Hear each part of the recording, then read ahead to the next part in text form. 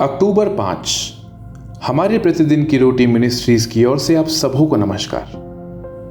आज के संदेश का शीर्षक जाने के लिए तैयार, बिल क्राउडर की ओर से। आज के पवित्र शास्त्र का भाग फिलिपियों की पत्री, पहला अध्याय, पद 21 से 30। क्योंकि मेरे लिए जीवित रहना मसीह है और मर जाना लाभ है, पर यदि शरीर में जीवित रहना ही मेरे काम के लिए लाभदायक है तो मैं नहीं जानता कि किसे चुनूं।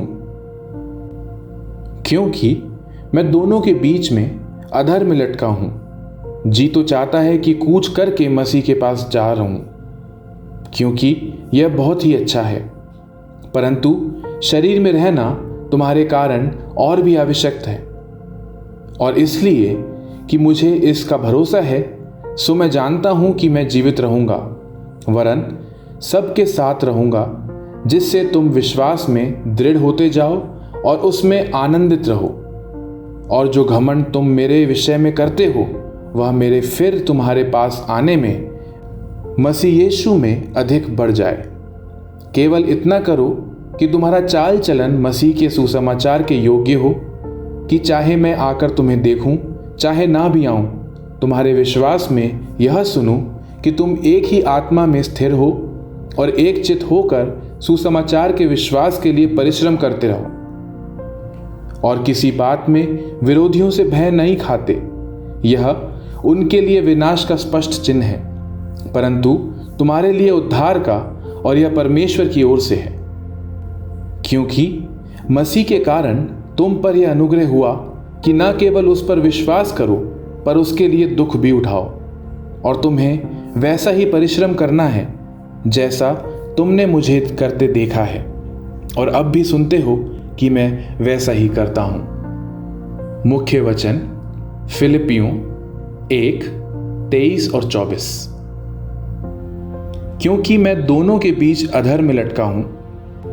जी तो चाहता है कि कूच करके मसीह के पास चला जाऊं, क्योंकि यह बहुत ही अच्छा है, परंतु शरीर में रहना तुम्हारे कारण और भी आवश्यक है।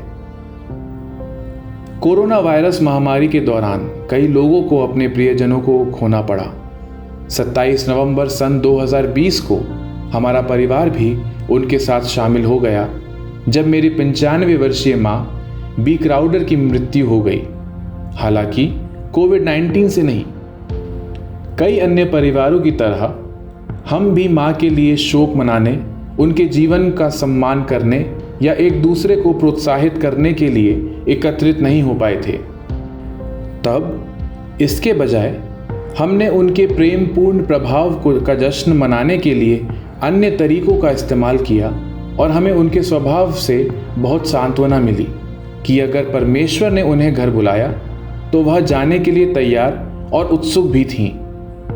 वह विश्वास भरी आशा जो मां के जीवन की विशेषता थी, इस बात में भी देखी गई कि उन्होंने मृत्यु का सामना किस प्रकार किया।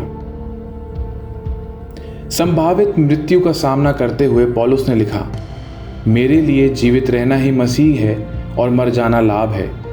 मैं दोनों के बीच अधर में लटका हूं। जी तो चाहता है कि कूच करके मसीह के पास चला जाऊं, परंतु शरीर में रहना तुम्हारे लिए और भी आवश्यक है। दूसरों के साथ रहकर और उनकी मदद करने की अपनी वैध इच्छा के बावजूद भी पौलुस मसीह के साथ अपने स्वर्गीय घर की ओर आकर्षित था। ऐसा आत्मविश्वास उस क्षण को देखने के हमारे नजरिए को बदल देता है।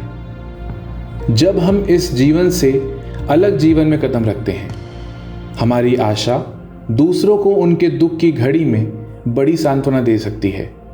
यद्यपि हम उन लोगों के खोने का शोक मनाते हैं जिन्हें हम प्यार करते हैं, यीशु में विश्वास करने वाले उन लोगों की तरह शोक नहीं मनाते जिन्हें आशा नहीं है।